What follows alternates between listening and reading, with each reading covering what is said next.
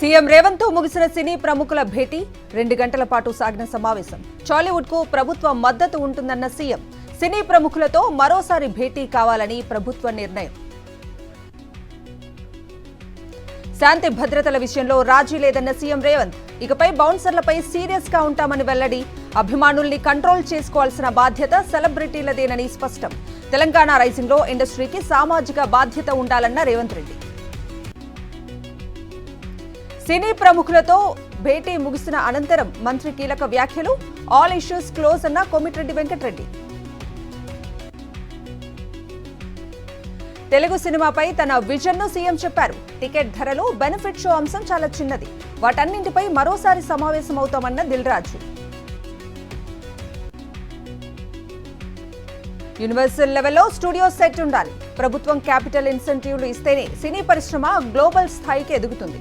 Hyderabad world cinema capital కావాలన్న నటుడు నాగార్జున. ప్రజలపై భారం మోపకుండా ప్రభుత్వం చూడాలి. పుష్ప సినిమా సమాజానికి ఇచ్చే మెసేజ్ ఏంటి? క్రైమ్, అశ్లీలత పెంచే సినిమాలకు అనుమతి ఇవ్వద్దు. టికెట్ల రేట్లు పెంచి ప్రభుత్వం ఎందుకు ప్రోత్సహించాలి అంటూ సిపిఐ నారాయణ ఆగ్రహం. పులివెందులలో కొనసాగుతున్న ప్రజా దర్బార్. ప్రజల నుంచి వినతులు స్వీకరిస్తున్న వైఎస్ జగన్. కూటమి ప్రభుత్వం రాష్ట్ర ప్రజలను నమ్మించి మోసం చేసింది. 6 నెలల్లోనే ప్రజలపై విద్యుత్ భారం మోపారంటూ మాజీ ఎమ్మెల్యే బొత్స అప్పల నర్సయ్య ఫైర్. 6 నెలల్లోనే ప్రజలకు గుదిబండగా మారిన కూటమి సర్కార్ విద్యుత్ ఛార్జీలతో నడ్డి విరుస్తుందంటూ మల్లాది విష్ణు ఫైర్. ఏలూరు జిల్లాలోని పలు మండలాల్లో వంగవీటి మోహనరంగ వర్ధంతి కార్యక్రమాలు. విగ్రహాలకు నివాళులర్పించిన వైఎస్ఆర్సీపీ నేతలు, అభిమానులు. గ్రూప్ 1 అభ్యర్థుల పిటిషన్ కొట్టేసిన తెలంగాణ హైకోర్టు. రిజర్వేషన్లతో పాటు పలు అంశాలపై హైకోర్టుకు అభ్యర్థులు.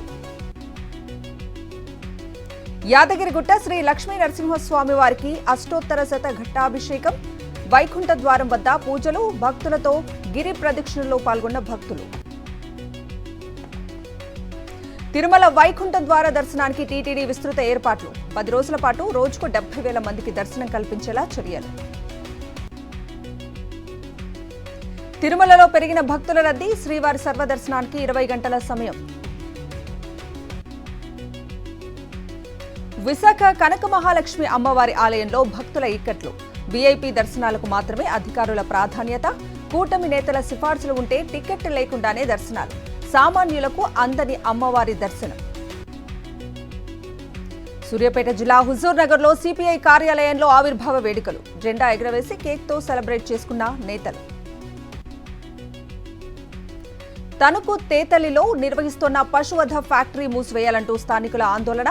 మద్దతు తెలిపిన మాజీ మంత్రి కారుమూరి. ఫ్యాక్టరీ ఎదురుగా వంటవార్పు నిర్వహించిన స్థానికులు. మధ్యప్రదేశ్ షియోపూర్ రోడ్లపై చిరుత సంచారం. కునో నేషనల్ పార్క్ నుంచి పారిపోయిందంటున్న సమాచారం.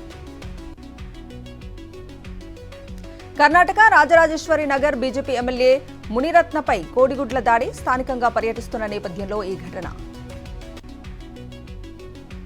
జపాన్ ఎయిర్లైన్స్ పై సైబర్ దాడి. జాతీయ, అంతర్జాతీయ విమాన సేవలకు అంతరాయం. మెల్బోర్న్లో తొలి రోజు ముగిసిన బాక్సింగ్ డే టెస్ట్ ఆట ముగిసే సమయానికి 6 వికెట్ల నష్టానికి 311 పరుగులు చేసిన ఆసీస్. 3 వికెట్లు తీసిన జస్ప్రీత్ బూమ్రా. విరాట్ కోహ్లీ, ఆసీస్ సామ్ కాన్సర్స్ మధ్య వివాదం. కాన్స్టర్ను బలంగా భుజంతో ఢీకొట్టిన కోహ్లీ. మ్యాచ్ ఫీజులో 20% కోత విధించిన ఐసీసీ. ఫ్లాట్ గా కొనసాగుతున్న స్టాక్ మార్కెట్లు. సెన్సెక్స్ 19 నష్టం, నిఫ్టీ 20 పాయింట్ల లాభం. బంగాళాఖాతంలో కొనసాగుతోన్న తీవ్ర అల్పపీడనం. తెలంగాణలో రాబోయే 2 రోజుల్లో మోస్తారు వర్షాలు.